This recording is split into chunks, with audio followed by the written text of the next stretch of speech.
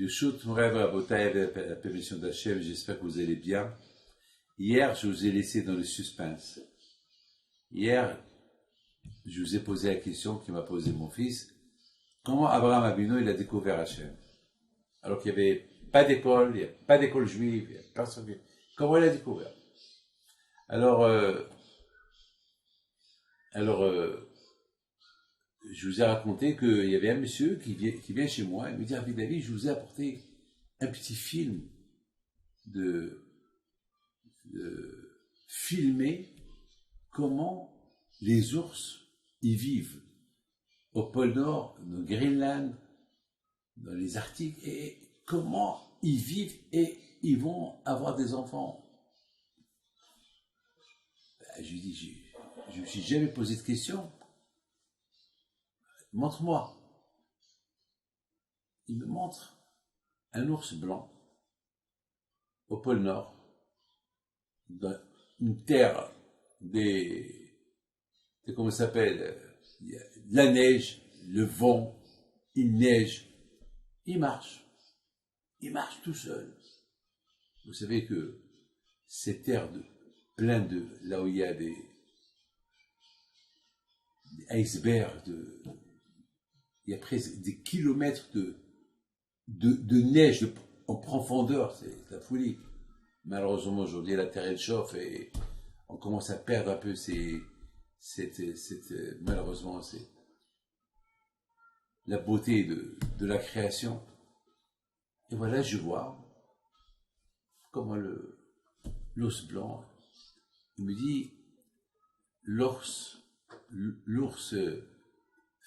mâle, lui, tout l'hiver, il se promène dans la nature, dans la neige. Mais les femelles, pendant 6 mois, ils vont dormir 5 mois, 6 mois, sous la neige. J'ai pas compris. Je dis sous la neige, mais ils vont vivre. Ben, vous allez voir.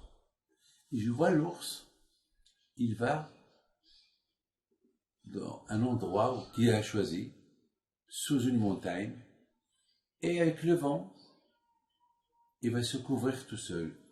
Il va se courber, l'ours, il va fermer ses yeux, et la neige tombe sur lui. La folie. Jusqu'à que la neige, il va avoir une montagne de neige sur lui. Et Hachem, il va faire que, avec la chaleur de sa peau, il va rester vivant. Et après 3 mois, sous la neige, et il va dormir pendant 6 mois. 6 mois, il dort. Et comment il vit? Eh ben, c'est avec la graisse, avec tout le saumon qu'il a mangé pendant l'été. Voilà, c'est de plus qu'il mange, eh ben, il aura plus de graisse, et c'est avec ça qu'il va vivre. Et voilà, soudainement, on voit 2 petits oursons, 2 bébés qui vont naître. La folie. Ils sont tout petits, ils ont pas de peau, rien du tout. Mais là où ils sont, c'est chaud. Comment c'est chaud? C'est de la glace. Eh bien, il y a le miracle de la nature, qu'ils vont rester vivants en général, on ne peut pas vivre sous la neige. Et là, non seulement l'ours, il dort, et lorsqu'ils vont sortir du ventre à leur mère, ils vont avoir faim. Ils vont chercher pour téter des seins de leur mère, l'ours. C'est de la folie. Tu les vois, ils sont aveugles pendant 3 mois ou 3 semaines, je ne peux pas vous dire. Ils sont aveugles, ils cherchent, jusqu'à qu'ils trouvent. Et pendant 3 mois, ils vont manger. Et ils vont grossir et grandir protégés par le corps de la mère. Et la mère, elle dort toujours. Elle dort. Mais elle sait qu'il y a ses enfants à côté d'elle. Elle va se réveiller 6 mois plus tard. Et 6 mois plus tard, c'est exactement le moment que le soleil va retourner. Pendant 5 mois, 6 mois, il n'y a pas de soleil, c'est la nuit.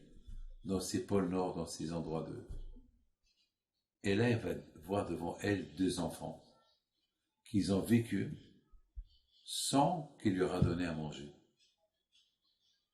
Elle va avoir 2 enfants avec leur peau, 2 enfants blancs comme elle. Maintenant, il faut sortir. 6 mois était à l'intérieur de cette petite grotte-là qu'elle a été faite miraculeusement avec la neige. Et voilà. Mes amis, lorsque j'ai vu ça, et après oui, l'ours, la maman ours, elle sort, ses enfants la suivent, et bien sûr, elle commence à leur apprendre comment vivre. Et ça va durer pendant 2 ans, 3 ans, le temps que ces enfants ils vont grandir, eh bien, ils vont vivre avec la maman ours. Et chaque année, après 6 mois, ils vont retourner à cette place, ils vont encore dormir 6 mois, et c'est comme ça que ça va continuer. Alors j'ai vu ça, ça m'a donné une réponse à la question de mon fils. Comment Abraham il a découvert Dieu? Comment ces ours-là, comment ils sont arrivés à savoir, à chercher les seins de leur mère pour téter, pour vivre? Et comment ça se fait qu'ils ne sont pas sortis dehors? Comment ça se fait qu'ils sont restés à côté de leur mère 3 mois alors que la mère, elle dort? Et comment ça se fait que la maman, elle s'est pas réveillée pendant que les enfants, ils sont réveillés? Et ils font que téter, que manger. L'instinct. Voilà la bataille. L'instinct. Chaque juif à la bataille, il a l'instinct qu'il est juif. Il a une neshama de Hakadosh Baruch Hu. Chacun de nous, il a l'âme. L'âme, elle est là. C'est à toi de la découvrir. Comme ces ours-là. Ces oursons-là, ils savent. Au départ, ils ne savaient pas où ils se trouvent. Mais tout ce qu'ils savent, il faut vivre. Il faut découvrir. C'est où? Par où on peut manger? Ils sentent qu'il y a une puissance. Il y a une maman qui est là à côté.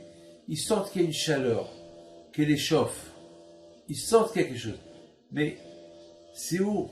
Alors au départ, ils vont téter les oreilles, ils vont téter le nez. Eh bien, jusqu'à qu'ils vont découvrir l'endroit où il faut téter. Et ils vont vivre. Après, ils vont plus se séparer. Eh bien, la bouteille, c'est comme ça, Abraham Avinu. Au départ, il a cherché pour découvrir ce qu'est Hachem. Une fois qu'il a découvert ce qu'est Hachem, par les recherches qu'il a fait, alors, ça suffit. Il n'a plus lâché jusqu'à sa mort. Et c'est l'héritage qu'il nous a laissé. Les amis, que le bon Dieu protège et vous donne la santé et la joie. N'oubliez pas, chacun de vous, il a la neshama, l'instinct de celui qui l'a créé. À lui de le développer. À lui de le découvrir parce qu'il est à côté. Il n'est pas loin de chez toi. Il est à côté de toi. À très bientôt. Merci.